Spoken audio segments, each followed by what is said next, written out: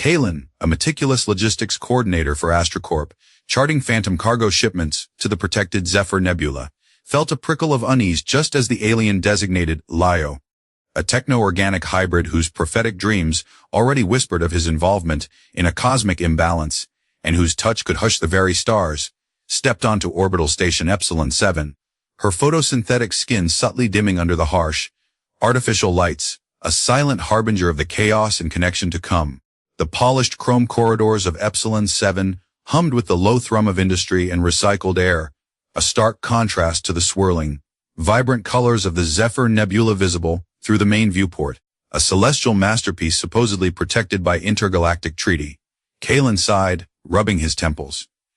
For weeks, he'd been flagging discrepancies, resource manifests that didn't add up, shipping routes that skirted too close to the protected zone, hushed communications from upper management. His gregarious nature usually made his job of coordinating with a dozen species and twice as many corporate departments a breeze. But lately, a knot of suspicion had tightened in his gut. AstraCorp was hiding something. His console chimed, announcing the arrival of the inter-system auditor. Auditor Valerius of the Colossian Trade Concord. The notification read. Kaelen plastered on his professional smile. Another bureaucratic hurdle. He walked towards the docking bay, the artificial gravity a familiar pressure under his boots. The figure that emerged from the sleek Colossian shuttle was striking. Taller than average, with a lithe build, Valerius moved with an almost liquid grace. Her attire was simple, functional, a deep indigo that seemed to absorb the station's light. But it was her skin that caught Kaelen's attention. It possessed an almost pearlescent quality, with subtle, shifting patterns like light on water, though it currently looked a touch muted. Her features were delicate, her eyes large and dark, observing everything with unnerving stillness. Auditor Valerius, welcome to Epsilon 7. I'm Kaelen Thorne, logistics coordinator, he said, extending a hand, his voice booming slightly in the relatively quiet docking bay. She looked at his hand for a moment before taking it. Her grip was cool, firm. Mr. Thorne, I trust my arrival was not disruptive. Her voice was a low, melodious contralto, each word precise. Not at all, Auditor. We're an open book here at AstraCorp. Well, mostly, he added with a wink, trying to lighten the atmosphere. She didn't react, her gaze sweeping past him to the station interior. Gregarious Kaelen was already finding her a tough nut to crack. I require access to all shipping logs for the past 6 Terran months, particularly those pertaining to resource extraction and transport within a 5-parsec radius of the Zephyr Nebula. She stated, no preamble. Kaelen blinked. Straight to business, eh? Right this way. I've got a guest office prepared for you. Standard Colossian atmospheric filters? Of course. He noticed a faint shimmer on her skin as they passed under a particularly bright light panel, a subtle deepening of its underlying hues, before it seemed to, almost defensively dim again. Strange. He dealt with species needing specific environmental controls, but this was different. Over the next few days, Aaliyah became a silent, observant presence. She meticulously reviewed data slates, her focus absolute. Kaelen, true to his nature, attempted small talk, offered refreshments, shared anecdotes about the station's eccentricities. She would respond politely, concisely, but volunteered nothing. He noticed she favored dimly lit sections of her temporary office and seemed to spend a significant amount of time near the viewport facing the Zephyr Nebula, its unique light spectrum bathing her in blues and purples. During those moments, her skin seemed to regain some of its subtle luminosity. He also noted she barely ate, sipping only water and occasionally consuming a small, nutrient-dense bar she'd brought with her. One evening, Kaelen was working late, puzzling over a new batch of encrypted cargo manifests. They were routed through a dummy corporation he'd never heard of, destination listed as research and development. But the mass and energy signatures indicated heavy metals, rare earth elements consistent with the Zephyr Nebula's unique composition. Leah appeared at his doorway, a shadow in the dim light. Mr. Thorne, you seem troubled, she observed. He jumped. Auditor. Didn't hear you approach. Just wrestling with some numbers that don't want to behave. She tilted her head. Perhaps a fresh perspective is needed. She moved closer, and for a moment, Kaelen thought he felt a subtle hushing, as if the ambient hum of the station's systems momentarily dipped around her. She gestured to his screen. This encryption algorithm, it's outdated, easily bypassed with a Colossian dephaser. Before he could ask what that was, She placed her fingertips on his console. The screen flickered, lines of code scrolling rapidly. Then, plain text. His eyes widened. The manifest detailed systematic, large-scale mining operations deep within the Zephyr Nebula, a blatant violation of the Galactic Treaty. Names, dates, quantities, it was all there. How did you do that? He stammered, less concerned about the method and more about the damning information. The collusion trade conquered values efficiency, she said smoothly, withdrawing her hand. It seems your initial assessment of AstraCorp being an open book was optimistic. A cold dread settled over Kaelen. This wasn't just corner cutting, this was a massive, illegal operation. His own company. His principles, usually a quiet compass, began to scream. The next morning, Leah was not in her office. Instead, Commander Valerius, Epsilon 7's humorless head of security, was waiting for Kaelen. Valerius was a bulldog of a man, all granite jaw and suspicious eyes. Thorne. Where's the auditor? Valerius's voice was a low growl. Probably in her quarters, or perhaps taking a tour of the observation deck. She's rather taken with the nebula, Kaelen said, trying to sound casual. She's not in her quarters. And she accessed restricted files last night. Your files, Thorne. Valerius's eyes narrowed. What do you know about this collusion? She's an auditor, Commander. Doing her job, a very thorough one, I might add, Kaelen said, a touch defensively. Too thorough. Valerius grunted. There are sensitivities around the Zephyr region. For legitimate research, of course. Kaelen felt a surge of anger. Legitimate research that requires dummy corporations and encrypted manifests. Valerius's face hardened. Watch your tone, Thorne. You're a logistics man. Stick to logistics. He turned to leave, then paused. If you see Auditor Xeris, inform her I wish to speak with her. Immediately. Kaelen felt a knot of apprehension. Leah had helped him uncover the truth, but in doing so, had she exposed herself? He remembered her prophetic dreams, something she'd subtly hinted at once when he'd found her staring intently at the nebula, muttering about threads of consequence and okus of what will be. He dismissed it as alien poetry. Now he wondered. Later that day, a coded message flashed on Kaelen's private comms, a single, unfamiliar symbol. He almost deleted it, then hesitated.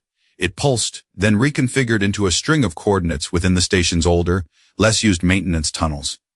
Underneath, a single word, urgent. Kaelen's heart pounded. This had to be Leah. He navigated the grimy, echoing tunnels, his boots clanging on the metal grates. He found her in a small, dark alcove, usually reserved for emergency atmospheric controls. She looked different. The ambient light was poor, casting her in deep shadow, but he could see a genuine distress in her usually composed features. Her skin was alarmingly dull, almost grayish in places. Leah, what's wrong? Valerius is looking for you. He knows, she whispered, her voice strained. Or he suspects enough. My cover is compromised. They detected unauthorized access originating from my biosignature. Biosignature. My people, the Sylvans, are techno-organic. Our biology is intertwined with certain technologies. It leaves a trace, usually too subtle for most to detect. AstraCorp security is more advanced than anticipated. She swayed slightly. Kaelen, I had a dream last night. A strong one. It showed this station, fire, and you were caught in it. A dream. Kaelen was skeptical, but her current state was undeniably real. You don't look so good. Is it the light? I noticed you prefer the nebula's spectrum. She nodded weakly. My skin is photosynthetic. It requires a specific spectrum for energy synthesis. The station's light is insufficient.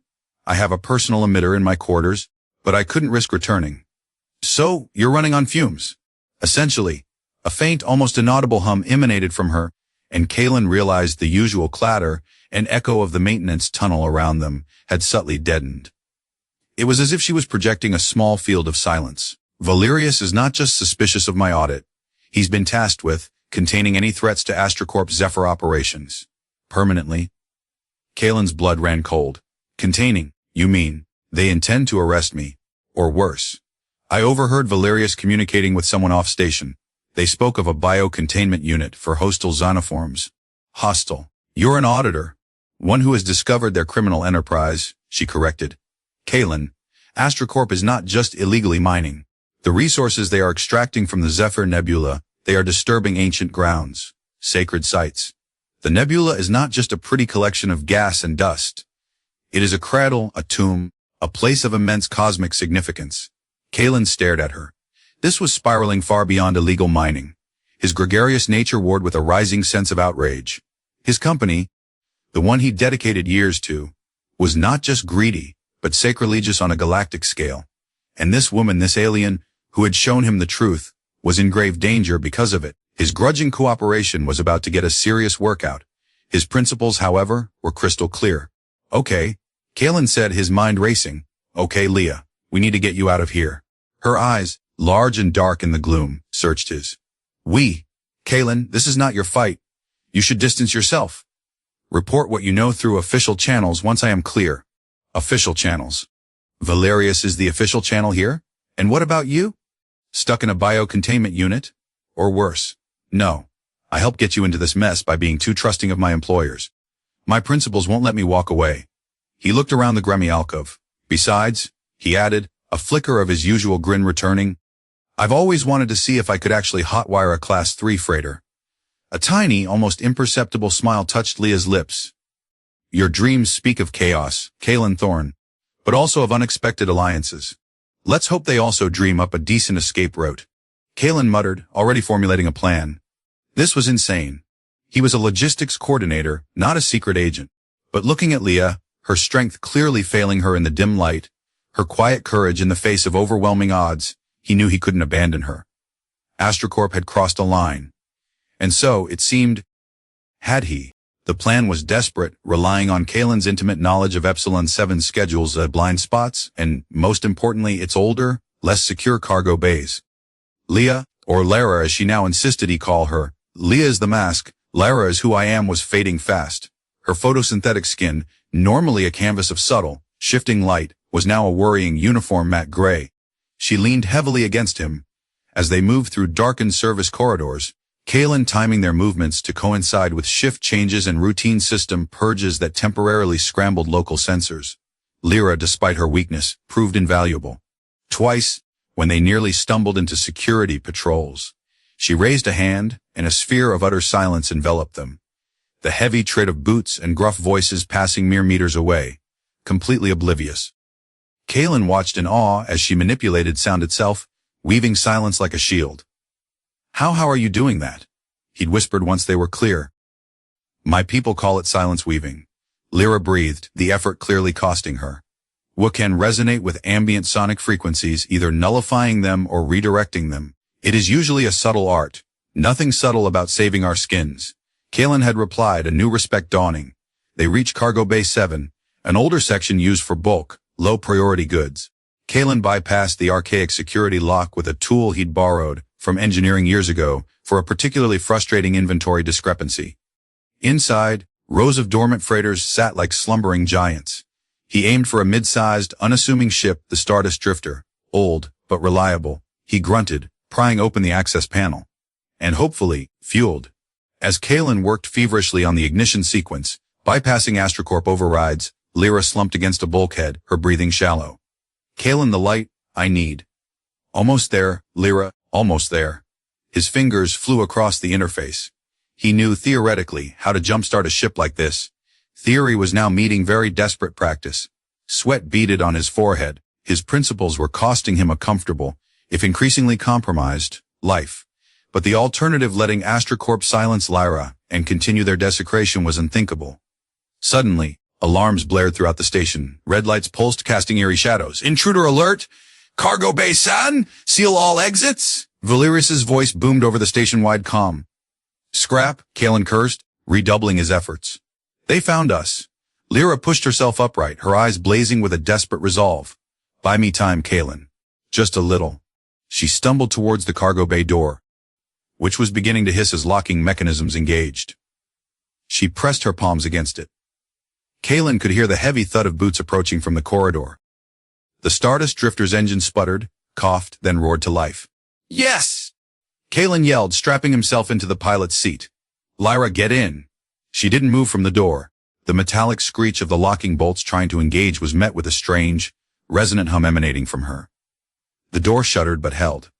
Outside, Valerius was shouting orders. Lyra! The door won't hold forever. We need to go. Just a moment more. She gasped, her body trembling. The subtle patterns on her skin flickered erratically. Kaelen slammed the controls for the cargo bay's outer doors. With a groan of protesting hydraulics, they began to part, revealing the star-dusted expanse of space and the vibrant, accusing glow of the Zephyr Nebula. Now, Lyra. Now. With a final, convulsive shudder, Lyra stumbled back from the door, just as the first last bolt seared through it. Kaelen unstrapped, lunged across the cockpit, and hauled her into the co-pilot's seat, a dead weight. He slammed the entry ramp shut and punched the thrusters. The Stardust Drifter, protesting its sudden rude awakening, surged forward out of the cargo bay and into the cold vacuum of space. Laser fire stitched across their shields from Epsilon 7. "Hold on," Kaelen yelled, weaving the freighter through the station's defensive fire, his logistics mind, used to plotting optimal cargo routes, now calculating desperate escape vectors. He plotted a jump to the nearest unmonitored relay point, a risky maneuver so close to the station's gravity well. The nav computer chime jump solution calculated. Engaging FTL. The stars elongated, then snapped into the swirling tunnel of hyperspace. Kaelen slumped back, his heart hammering against his ribs. They were out, for now. He looked at Lyra. She was unconscious, her skin a deathly, uniform gray. Her sacrifice at the door had taken whatever reserve she had left. He was a logistics coordinator, not a doctor, and definitely not an expert in techno-organic alien biology. But he knew one thing: Lyra needed light, the right kind of light, and he was going to find it for her. Their unexpected union had just been forged in fire and flight, and their journey across the stars had truly begun. The Stardust Drifter was cramped, utilitarian, and smelled faintly of old cargo and engine coolant. Kaelen managed to get Lyra out of the co-pilot seat and into one of the small crew bunks. She was frighteningly still, her chest barely rising and falling. He rummaged through the ship's medical supplies, finding nothing that seemed remotely applicable to a photosynthetic techno-organic being. Panic gnawed at him. He remembered her fascination with the Zephyr Nebula. Its light. The ship's main viewport currently showed the disorienting horrors of hyperspace. He needed to find a way to replicate that specific spectrum. His mind, trained to solve complex logistical puzzles, went into overdrive. The ship had emergency grow lamps for potential long-haul hydroponics, basic, but maybe adaptable. It also had a small fabrication unit, capable of creating simple tools and components if you had the raw materials and the know-how. Kaelen had plenty of the latter when it came to jury rigging systems. For hours, he worked, cross-referencing the nebula's known emission spectra from the ship's limited astrogation database with the capabilities of the grow lamps and the fabricator. He cannibalized parts from non-essential systems, his workshop a mess of wires, lenses, and muttered curses. His gregarious nature was subsumed by a focused intensity. He was grudgingly cooperative with the universe at this point, fighting against the odds it had thrown at him. Finally, he had a contraption, a modified lamp array, fitted with custom-made filters synthesized by the fabricator, designed to output a concentrated beam of light mimicking the Zephyr Nebula's dominant blue-purple hues. It was ugly, a Frankenstein's monster of technology, but he prayed it would work. He carefully positioned the device above Lyra's bunk, aiming the beam at her still form. He activated it. A soft, ethereal glow, reminiscent of the distant nebula, filled the small cabin, bathing Lyra in its light. For a long moment, nothing happened. Kaelen held his breath, his hope dwindling. Then, he saw it, a faint shimmer on her hand, a subtle deepening of color, like a parched flower absorbing its first drop of water. Slowly, painstakingly, the gray began to recede from her skin, replaced by the pearlescent, shifting patterns he'd first seen, though still muted. Her breathing deepened, became more regular. A wave of relief washed over Kaelen, so profound it left him weak-kneed. He sank onto the opposite bunk watching her. She was still unconscious, but life was clearly returning to her. Hours later, Lyra's eyes fluttered open. She blinked, focusing on the soft light above her, then on Kaelen, who was dozing fitfully. "Kaelen?" Her voice was weak but clear. He jolted awake. "Lyra, you're okay." She looked at her hands, flexing her fingers. A soft, internal luminescence was beginning to glow beneath her skin. "The light, it feels like home." She looked at his makeshift device. "You did this." "Well, I'm a logistics coordinator, not a miracle worker, but I can manage a supply chain of photons when properly motivated," he said, a tired grin spreading across his face. "You were pretty far gone." "Thank you, Kaelen." Her dark eyes held a depth of gratitude that made him shift uncomfortably, yet also warmed him. "You saved my life. Again." "We saved each other," he corrected. "That stunt with the door, what was that?" a more forceful application of silence weaving, creating a null sonic barrier. It's draining, especially when my energy reserves are low. She sat up slowly, wincing. Where are we? Somewhere in the outer rim, heading for a neutral trade post called Port Anka. We need supplies, a less conspicuous ship if possible, and information. AstraCorp will be hunting us. And Valerius, he won't give up easily. Over the next few days, as the Stardust drifter limped towards Port Anka, a cautious truce bloomed into something resembling trust. Lyra, regaining her strength under the glow of Kaelen's lamp, began to open up. She told him about her people, the Sylvans of Sylvanus, a techno-organic species whose lives were guided by the prophetic clarity of their shared dream state and their symbiotic relationship with the light of their twin suns. Their technology was grown, not manufactured, their cities living structures of bioluminescent flora and crystalline formations. Our dreams are not mere phantasms, Kaelen, she explained, her skin now regaining its vibrant, shifting hues. They are echoes of probability, whispers from the quantum foam. They guide our major decisions, our understanding of the galaxy's balance. And your dreams led you to Epsilon 7, to AstraCorp, she nodded. For cycles, the collective dream of my people has been troubled. A growing dissonance, a shadow spreading from the Zephyr Nebula. We saw visions of exploitation, of sacred ground desecrated. The Galactic Council dismissed our concerns as a poetic fancy, so I was chosen to investigate undercover, to find proof. And you found it? With a little help from a disgruntled logistics coordinator, Kaelen said wryly. He in turn shared his disillusionment with AstraCorp, the slow creep of suspicion that had culminated in their desperate escape.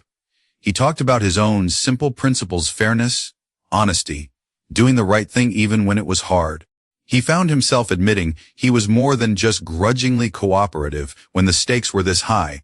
He was stubbornly, fiercely so. They fell into a routine. Kaelen managed the ship, navigating through asteroid fields and dodging AstraCorp patrol routes he extrapolated from his old company access codes, most of which were now, predictably, revoked. Lyra, her energy returning, used her silence weaving to mask their ship's sonic signature, making them a ghost in the void. She taught him how to interpret the subtle shifts in her skin's patterns, which often reflected her emotional state or the intensity of her focus.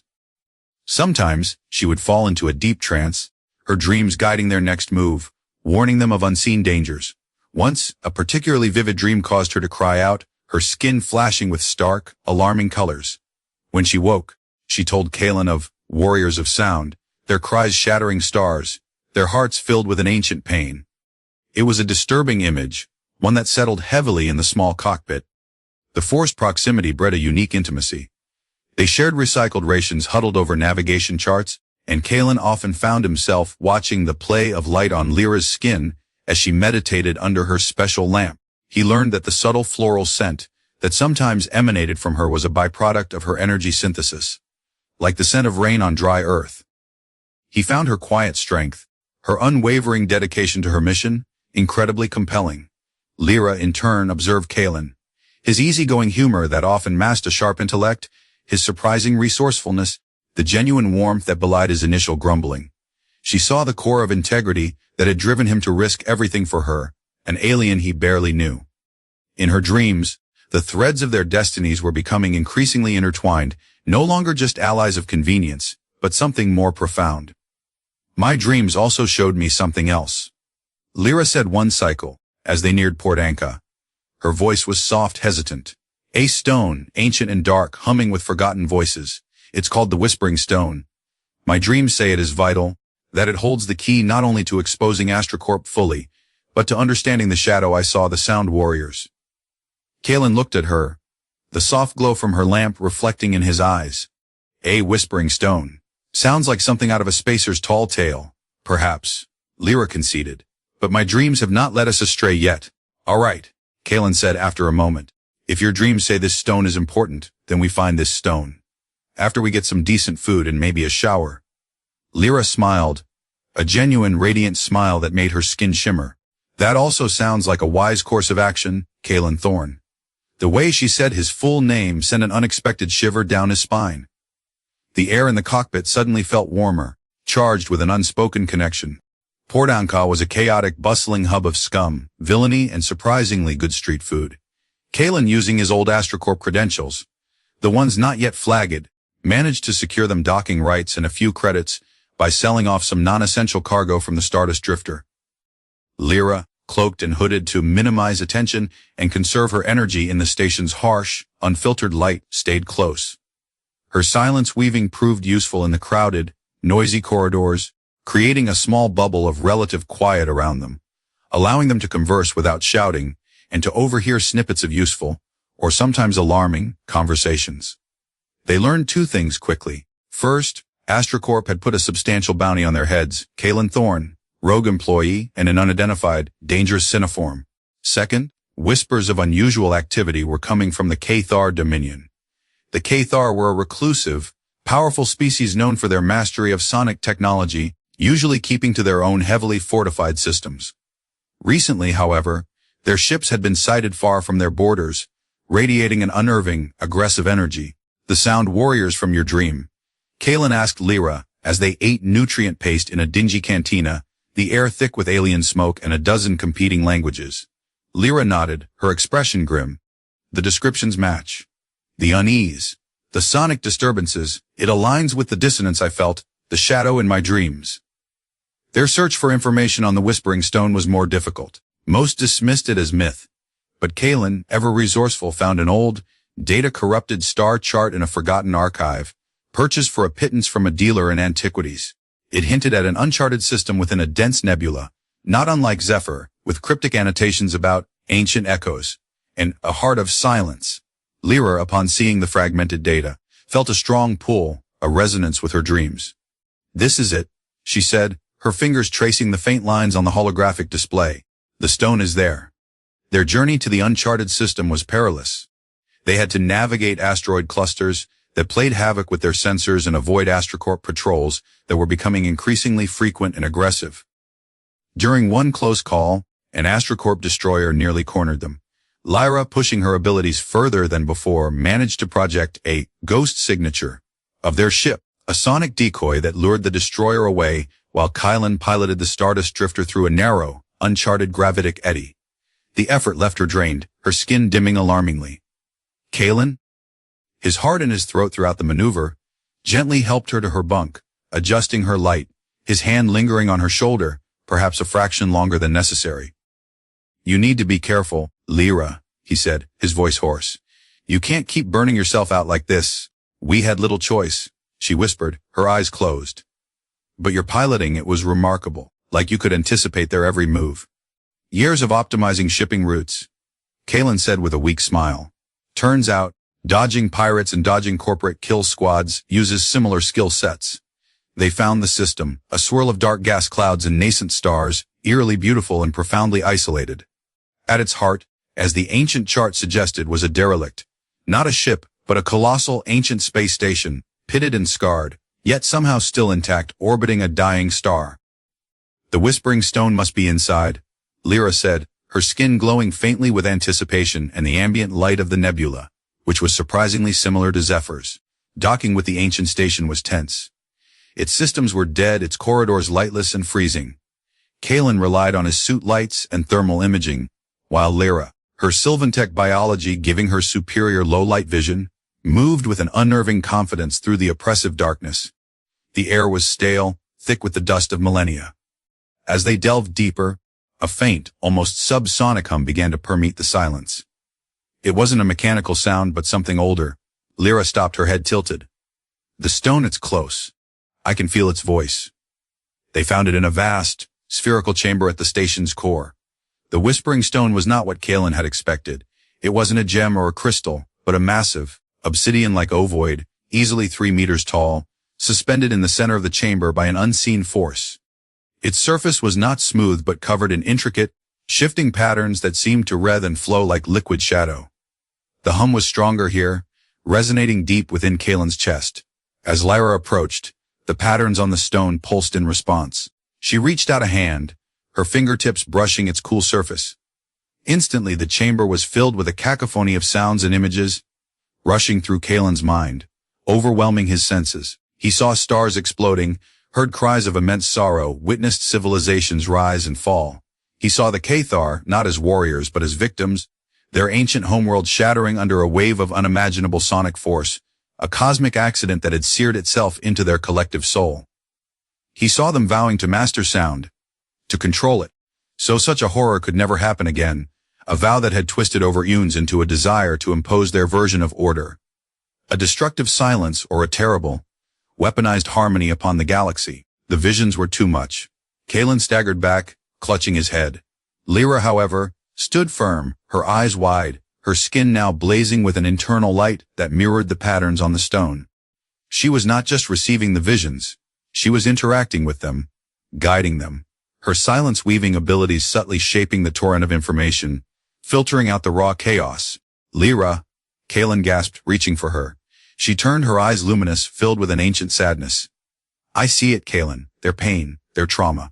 It drives them. AstraCorp, they didn't just disturb sacred ground in the Zephyr Nebula. They disturbed a Cathar burial site, a memorial to their lost world. That's why the Cathar are stirring now, why they are so aggressive. They believe AstraCorp desecrated their most profound memory. Suddenly, the station lurched. Proximity alarms, miraculously still functional after millennia, shrieked through the chamber. Warning! Multiple Cathar vessels inbound. They were tracking the stone too, Kaelen realized. Or they tracked us. Cathar shock troops, clad in resonant armor that amplified their every movement into a disorienting hum, blasted their way into the chamber. Their sonic disruptors fired, waves of focused sound smashing into the walls, sending debris flying. We need to go, Kaelen yelled, pulling out his sidearm, a standard AstraCorp issue blaster that felt pitifully inadequate. Lyra didn't flinch. She stood before the whispering stone, her hands pressed against it, her body a conduit for its immense energy. Not yet. The stone, it also shows a way, a path to healing for them. But they are being missiled. There's a faction within the Cathar, twisting the prophecies of the stone, using their pain to fuel a destructive agenda. Kaelen fired at the advancing Cathar, his shots deflecting harmlessly off their resonant shields. A sonic blast hit near him, throwing him against a wall, his ears ringing, his vision blurring. Lyra cried out, not in pain, but in effort. A wave of pure, absolute silence erupted from her, expanding outwards, momentarily nullifying the Cathar sonic attacks, even damping the chaotic energies of the stone. The Cathar faltered, disoriented by the sudden absence of the sound that was so integral to their technology and being. Now, Kaelen, she urged, her voice clear in the sudden stillness, amplified by her own power. We must take a fragment of the stone. It will be our proof, our guide. The stone itself seemed to respond to her will. A small, perfectly formed shard, glowing with the same inner light as Lyra, detached itself and floated into her outstretched hand. Just as quickly, the silence shattered as the Cathar recalibrated, their leader, a hulking figure whose armor pulsed with malevolent red light, letting out a furious sonic roar that threatened to tear the chamber apart. Kaelen, recovering, grabbed Lyra's arm. Time to make a strategic advance to the rear. Preferably at high velocity. They fled, Kaelen providing covering fire while Lyra clutched the stone fragment, its light pulsing in time with her heartbeat. They raced back to the Stardust Drifter, Cathar warriors, hot on their heels. The ancient station was now alive with the sounds of battle, sonic blasts echoing through its decaying corridors. Back on their ship, Kaelen barely managed to get them clear of the station's collapsing structure as Cathar ships opened fire. The Stardust Drifter, battered and bruised, jumped to hyperspace, just as a Cathar cruiser unleashed a devastating volley that would have atomized them. In the relative calm of hyperspace, Kaelen and Lyra stared at each other, breathless, adrenaline still coursing through them. Lyra opened her hand. The stone fragment pulsed with a soft, warm light, casting intricate, dancing shadows on the cockpit walls. They want to destroy Silos, Lyra said, her voice heavy with the stone's revelations. Silos isn't just a planet. It's a symbol of interspecies cooperation, a neutral ground. The Cathar faction leading this believes its destruction will send a message, will cripple the galactic concord, and somehow avenge their past. Kaelen looked at the glowing shard, then at Lyra. Her face, illuminated by its gentle light and the ever-present blue-purple glow of her custom lamp, was etched with a fierce determination he found breathtaking. In the crucible of shared danger, amidst the echoes of ancient sorrows and the threat of imminent galactic war, something profound had shifted between them. He reached out, his fingers brushing hers as he touched the stone fragment. A jolt not of psychic energy, but of pure, undeniable connection passed between them. Then we stopped them. Kaelen said, his voice quiet but firm.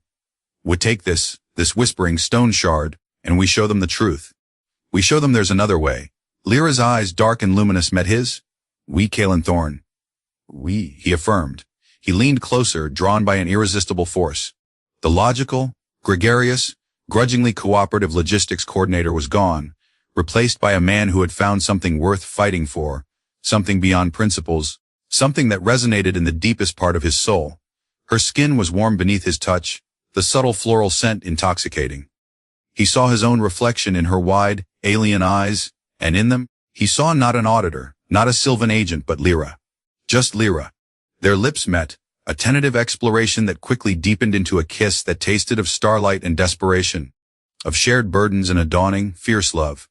The stone fragment in her hand pulsed brighter, bathing them in its ancient, knowing light. The silence of hyperspace enveloped them, no longer empty, but filled with the unspoken promise of what they had found in each other across the vast, indifferent stars. The stakes had never been higher, their connection never more vital. They had to save Xylos, not just for the galaxy, but for the future they were just beginning to dare to imagine together. The fragment of the whispering stone became their focal point, their guide. In the quiet hum of the Stardust Drifter's FTL drive, Lyra would meditate with it, her silence-weaving abilities allowing her to delve deeper into its psychic echoes than she could with the main stone, which had been too overwhelming and too public. Kaelen would watch, captivated, as patterns of light from the shard danced across her skin, her expressions shifting as she navigated the labyrinth of Cathar history, and the twisted motivations of the faction now, leading them. The leader of this destructive faction, Lyra explained one cycle, her brow furrowed in concentration, as Warlord Krill. He's a powerful orator, a master of sonic manipulation, but he's also deeply scarred by the racial memory of their homeworld's destruction. He believes the stone's prophecies of a great silence refer to a galaxy pacified by Cathar might, a galaxy where no discordant sound, no uncontrolled cosmic event can ever again cause such devastation. He's misinterpreting it, twisting it to justify conquest. And the alternative? What does the stone really say? Kaelen asked, handing her a bulb of nutrient-rich rehydrated paste, their meal still Spartan. It speaks of a true silence. Lyra murmured, her eyes distant. Not an absence of sound, but an absence of discord. A harmony achieved through understanding, not force. It speaks of the Cathar finding peace by confronting their trauma, not by inflicting it on others. Krill is blind to this, or perhaps he chooses not to see. The stone also revealed Krill's audacious plan. He intended to use Xylos itself as a component in a massive sonic amplification device. Xylos was not just a planet. It was a carefully terraformed, geologically stable world, rich in specific crystalline structures that resonated powerfully with sonic frequencies. Krill planned to transport Xylos, or rather, its resonant core, to the void between galaxies, a vast, empty expanse where spacetime itself was thin and malleable.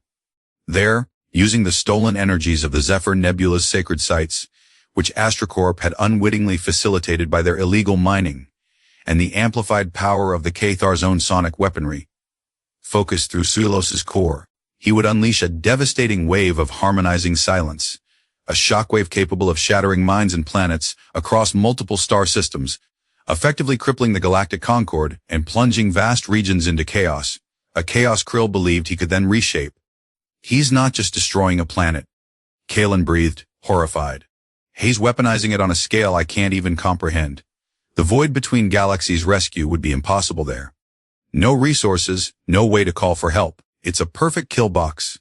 We must warn Xylos, Lyra stated, her jaw set, and we must confront Krill.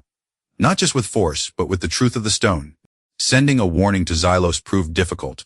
AstraCorp, now fully implicated in the Cathar crisis due to their Zephyr Nebula activities, news of which was slowly leaking out, thanks to anonymous data drops Kaelen had made before fleeing Epsilon 7, was actively jamming unauthorized transmissions in a desperate attempt to control the narrative and protect their remaining assets.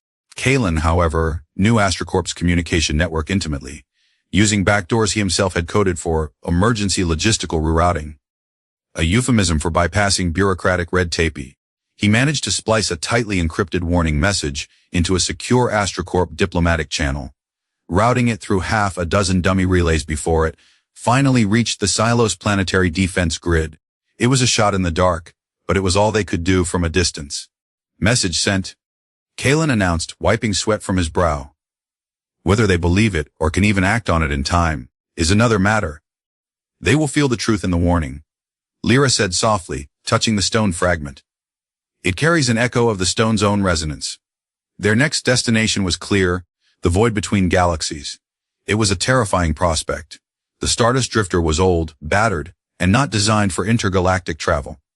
Kaelen pushed its engines to their absolute limit, bypassing safety protocols, rerouting power from non-essential systems, which, by now, was almost everything except life support, navigation, and Lyra's light. As they journeyed through the increasingly sparse star fields, a profound sense of isolation began to set in. The vibrant nebulae and familiar constellations faded behind them, replaced by an almost featureless inky blackness, punctuated by the impossibly distant smudges of other galaxies. Lyra, too, felt the oppressive emptiness. Her Sylvan biology was attuned to the subtle energies of stars and living worlds. The void was anathema to her.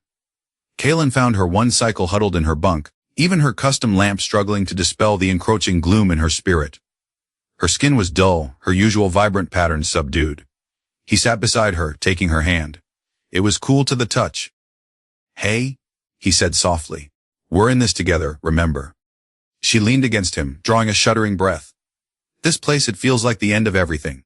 Like the dreams of my people cannot reach here. Then we'll make our own light, Kaelen said, his voice surprisingly steady. He held her closer, sharing his warmth. You have the stone.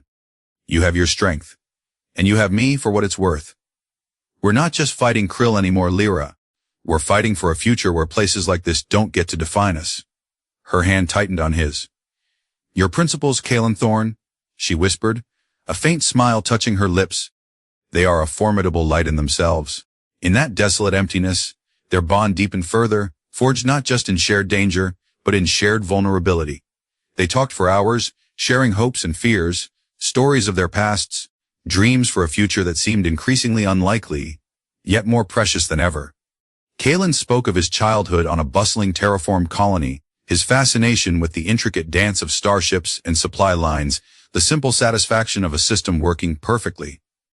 Lyra described the living cities of Sylvanis, the feel of sunlight on her skin as she communed with the planetary consciousness, the weight of her people's hopes. They prepared for the inevitable confrontation. Kaelen ran diagnostics on the Stardust Drifter's aging weapon systems, coaxing a little more power out of the particle cannons, recalibrating the shield emitters. Lyra practiced her silence weaving, pushing its boundaries, learning to create larger, more stable fields of null sonics, or to amplify specific, subtle frequencies like the voice of the stone fragment over vast distances. Their plan was desperate. Kaelen would pilot them through whatever defenses Krill had, while Lyra would attempt to project the stone's true message directly into the Cathar. Collective consciousness, hoping to break through Krill's brainwashing and show them the path to healing before he could unleash his devastating weapon. It was a plan that relied on perfect synergy, unwavering trust, and a considerable amount of luck. As they approached the coordinates revealed by the stone, a chilling sight greeted them. A vast Cathar armada, hundreds of warships forming a menacing perimeter, and at its center, not Silos itself, but a colossal, crystalline structure, pulsating with captured energy, Silos's resonant core. Torn from the planet and dragged into the void, it was already being integrated into a horrifyingly massive device, bristling with sonic emitters, all aimed outwards, ready to unleash Krill's true silence. Upon an unsuspecting galaxy, the air in the cockpit grew cold, the silence of the void pressing in, heavy and absolute. The final confrontation was upon them. The void between galaxies was aptly named. It was a chilling, silent abyss, where the light of distant galaxies seemed to mock any notion of warmth or proximity. Before them, the Cathar armada hung like a swarm of obsidian predators, their ships absorbing what little ambient light there was, radiating an aura of focused, deadly intent. At the heart of this terrifying formation, Silos's resonant core pulsed with an unnatural, sickening light, energies from the desecrated Zephyr Nebula visibly arcing across its crystalline surface, feeding the gargantuan sonic weapon it had become. Shields up, weapons hot? Kaelen barked, his hands flying across the console. The Stardust Drifter, old and scarred, felt pitifully small against the might arrayed before them. "Lyra, are you ready?" Lyra nodded, her eyes closed, the stone fragment held tightly in both hands. It glowed with a steady, determined light, a beacon in the oppressive darkness. Her skin shimmered, patterns of intense blue and violet swirling across its surface as she gathered her Sylvan energies. As I'll ever be. Their minds, they are a storm of pain and anger, controlled by Krill's dominant will. But beneath it, I can feel their ancient sorrow. Then let's give them something else to feel. Kaelen said grimly. He pushed the throttle forward, aiming the Stardust Drifter directly at a gap he'd spotted in the Cathar defensive perimeter, a fleeting weakness in their patrol pattern, a logistical oversight his trained mind had seized upon. Instantly, Cathar fighters, sleek and menacing, detached from the capital ships and swarmed towards them, unleashing waves of sonic disruptors. The Stardust Drifter's shields flared, protesting under the assault. Alarm shrieked in the cockpit. "Hold tight!" Kaelen yelled, weaving the freighter through the incoming fire, his piloting a desperate ballad of calculated risks. Each sonic blast that got through sent shudders through the ship, rattling their teeth. Lyra extended her hands, palms open. A shimmering sphere of absolute silence expanded rapidly from the Stardust Drifter, engulfing them. The jarring impacts of the Cathar weaponry ceased, the screech of alarms died. For a moment, there was an eerie, unnatural peace within their bubble, even as chaos raged outside it. Their targeting systems rely on sonic signatures and energy echoes. Lyra called out, her voice clear in the self-created stillness. This will confuse them momentarily. Kaelen didn't waste the opportunity. He punched through the gap in the Cathar lines, the enemy fighters veering off course, their weapons firing wildly as their targeting locks failed. But the respite was brief. Larger Cathar cruisers adjusted, unleashing broader, more powerful sonic waves that threatened to overwhelm Lyra's silent shield. "I can't hold this field and project the stone's message at the same time," Lyra cried, sweat beading on her forehead, her light flickering. "We need to get closer to Krill's flagship, to the core itself." Krill's flagship was a behemoth, bristling with sonic projectors, positioned directly before the weaponized Silos core, which was now beginning to thrum with a terrifying, rising hum, the prelude to its devastating discharge. Almost there. Kaelen gritted his teeth, dodging debris from a destroyed Cathar fighter and a fresh volley of sonic blasts. The Stardust Drifter's port shield generator overloaded and exploded, showering the cockpit with sparks. Kaelen fought to maintain control. "Now, Lyra, do it now!" Lyra nodded, her face a mask of intense concentration. She lowered the ship-wide silence shield, focusing all her energy inwards towards the stone fragment. The Cathar attacks resumed with a vengeance, the ship groaning under the impacts. But Lyra was a calm eye in the storm. She raised the glowing shard, and from it, a beam of pure, ethereal light shot out, not towards the enemy ships, but seemingly into the very fabric of the void. Then, it began. Not a sound, but a feeling. A wave of profound sorrow, of shared memory, washed over the Cathar armada. Kaelen felt it too, an echo in his own mind, the shattering of a world, the cries of a dying race, the birth of an all-consuming grief. Through Lyra, the Whispering Stone was speaking directly to the Cathar collective consciousness, bypassing their aggression, touching the ancient wound that Krill had so expertly manipulated. On the view screen, Kaelen saw Cathar fighters falter, their attack patterns becoming erratic. Even some of the larger cruisers seemed to hesitate. Warlord Krill's voice, amplified by his flagship's emitters, boomed across the void, a roar of pure sonic fury.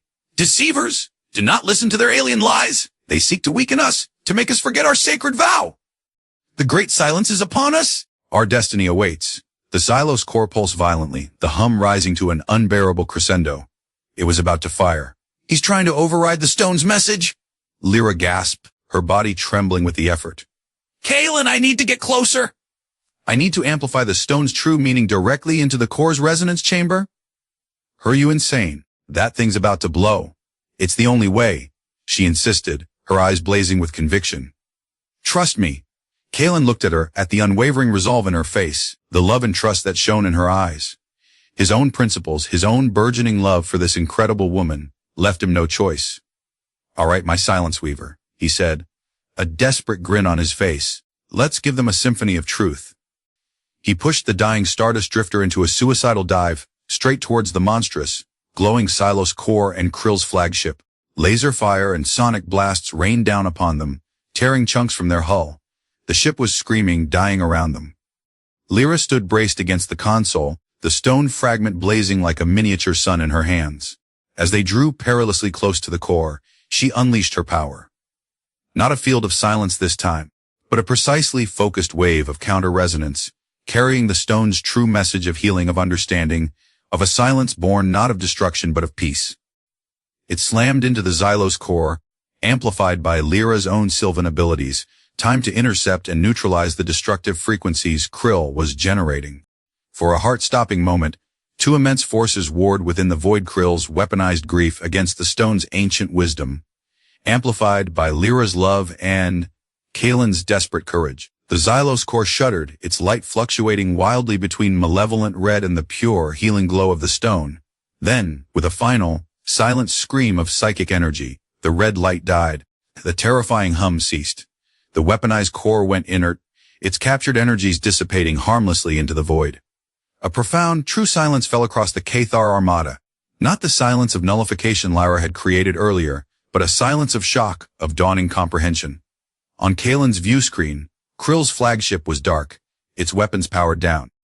The Cathar warriors, moments before bent on galactic destruction, now floated adrift, their collective mind reeling from the raw, unvarnished truth of their history, and the choice that lay before them. Kaelen, his hands shaking, pulled the crippled Stardust drifter into a limping orbit around the now silent core. Lyra collapsed into her seat, exhausted but triumphant, the stone fragment dimming to a soft, contented glow in her lap. They had done it. Against all odds, they had faced the storm and found the silence on the other side. The immediate aftermath was an unnerving, echoing quiet. The vast Cathar armada hung motionless in the void, a fleet of stunned giants. The Xylos core, no longer a weapon, pulsed with a faint, residual light from Lyra's intervention, like a patient after a fever had broken. On the Stardust drifter, alarms still blared, systems failing one by one. Kaelen fought to keep them from drifting into the core's residual gravity field. Status report. He managed, his voice hoarse. Life support failing. Lyra whispered, her own light dim. Hull integrity critical. We are not long for this ship, Kaelen. Before Kaelen could respond, a communication channel opened unbidden. Not from Krill, but from another Cathar vessel, one of the larger cruisers. A new voice, deeper, calmer than Krill's, resonated through the cockpit. Unidentified vessel, you who carry the true song of the stone, Warlord Krill has been silenced. By his own. We saw. We heard. The truth, it is a terrible, beautiful sound. Kaelen exchanged a look with Lyra. Relief so potent it was almost painful washed through him. Who is this? I am Commander Thorok, the voice replied. For too long we followed Krill's interpretation of the Great Silence. We let our pain define us. You have shown us another way, a path to true silence. Minutes later, a Cathar shuttle, sleek and less overtly menacing than their warships, docked precariously with the dying Stardust drifter. Cathar medics, their movements hesitant but gentle, helped Kaelen carry an almost unconscious Lyra aboard. Her energy was nearly depleted, the effort of her confrontation with Krill having taken a tremendous toll. Aboard Thorok's cruiser, the atmosphere was subdued, almost reverent. Cathar warriors, their resonant armor now quiet, watched Lyra with a mixture of awe and shame. They were given medical attention, Kaelen for minor burns and bruises, Lyra for severe energy depletion. A Cathar physician, surprisingly adept, managed to create a specialized light emitter that bathed Lyra in a spectrum close enough to her needs to begin her recovery. Thorok himself met them. He was an older Cathar, his facial structures less harsh than Krill's, his eyes holding a deep, wary wisdom. The stone fragment you carry, it sings the song of our ancestors, the song Krill tried to distort. He fed on our trauma. You offered healing. Kaelen, still processing their survival, simply nodded. Xylos is safe. That's what matters. Indeed. Thorok agreed. And AstraCorp, their dealings in the Zephyr Nebula, their desecration of our sacred sites. That truth has also been laid bare. They will answer for their actions. The Galactic Concord is already demanding an inquiry, based on the evidence you provided, and now our testimony. Commander Valerius, Kaelen learned later, was apprehended trying to flee Concord space. His attempts to cover up AstraCorp's illegal operations and his pursuit of Kaelen and Lyra ultimately proving futile against the combined weight of evidence and galactic outrage. As Lyra slowly regained her strength, news of their actions in the void spread. The Sylvans, Lyra's people, made contact, their collective dream state finally piercing the veil of the void, drawn by Lyra's courage and the stone's amplified song. They offered their assistance to the Cathar, their expertise in healing and harmonizing resonant energies uniquely suited to helping the Cathar navigate their newfound understanding of their past. Kaelen and Lyra, battered but alive, found themselves at the center of an unexpected diplomatic miracle. In the quiet of their recovery chamber aboard Thorok's ship, surrounded by the soft glow of Lyra's therapeutic light, they held each other, the terror of the climax giving way to a profound sense of peace. "We did it," Kaelen whispered into her hair, which now shimmered with returning vitality. "You did it, Lyra. You saved them all?" Lyra looked up at him, her dark eyes luminous. "We saved each other, Kaelen Thorne, and perhaps, in doing so, we helped them save themselves." Her hand, warm now, found his. Their connection, forged in desperation and cemented in shared triumph, was undeniable. The void between galaxies, once a symbol of ultimate desolation, had become the crucible of their love and the birthplace of a new hope for the Cathar. Their personal choice to fight, to trust, to love, had indeed rippled outwards, changing the fate of worlds. Months later, the twin suns of Sylvanus cast a warm, life-giving glow over a landscape of impossible beauty. Living cities of bioluminescent flora and gracefully arching crystalline structures melded seamlessly with lush, vibrant forests. Lyra stood on a balcony overlooking a valley where waterfalls cascaded into shimmering pools, her photosynthetic skin radiant, absorbing the perfect light, her sylvan attire flowing around her like liquid starlight. Kaelen stood beside her, his arm around her waist, a comfortable, familiar weight. He no longer wore his AstraCorp uniform, but simpler, Sylvan-style clothes that, to his surprise, were incredibly comfortable. The Cathar, under Thorok's guidance and with the help of Sylvan emissaries, had begun their long journey of healing. They had renounced their path of conquest, turning their formidable sonic technology towards creation and understanding rather than destruction. Some Cathar were even learning to truly sing, with the universe, not to control it, but to harmonize with its infinite complexities. The whispering stone fragment Lyra carried had been returned to the main stone, which was now a beacon of wisdom for the reformed Cathar, its true songs guiding them. Silos was slowly recovering, its people grateful, and a new era of tentative trust was dawning between the Cathar and the rest of the galactic concord. AstraCorp was dismantled, its assets seized, its executives facing justice. Kaelen had found a new purpose on Sylvanus. His logistical skills, honed in the sterile corridors of corporate space, were now invaluable in helping to coordinate relief efforts, establish new lines of communication between the Sylvans and the wider galaxy, and even in designing more efficient light distribution systems for off-world Sylvan colonies. He was still gregarious, still occasionally grudgingly cooperative when faced with particularly complex Sylvan bureaucracy, which was, he discovered, an art form in itself, but his principles now had a clear, unwavering focus.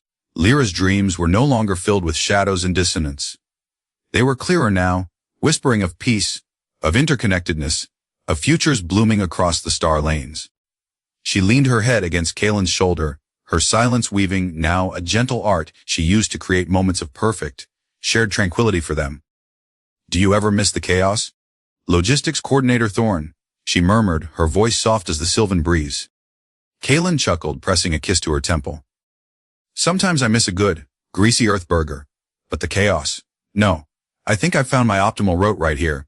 He looked out at the breathtaking vista, then down at Lyra, her eyes reflecting the light of her twin suns, and the deeper light of their shared love. Their unexpected union, forged across the stars in a fight for their lives and their love, had not only saved worlds but had built a new one for themselves, a life rich with purpose, and a peace more profound than either had ever imagined. The galaxy was vast, and challenges would undoubtedly arise, but together, they were a beacon, a testament to the power of love to heal, to unite, and to create new life, even in the echo of ancient sorrows. The stars above Sylvanus seemed to shine a little brighter, reflecting the hope they had kindled.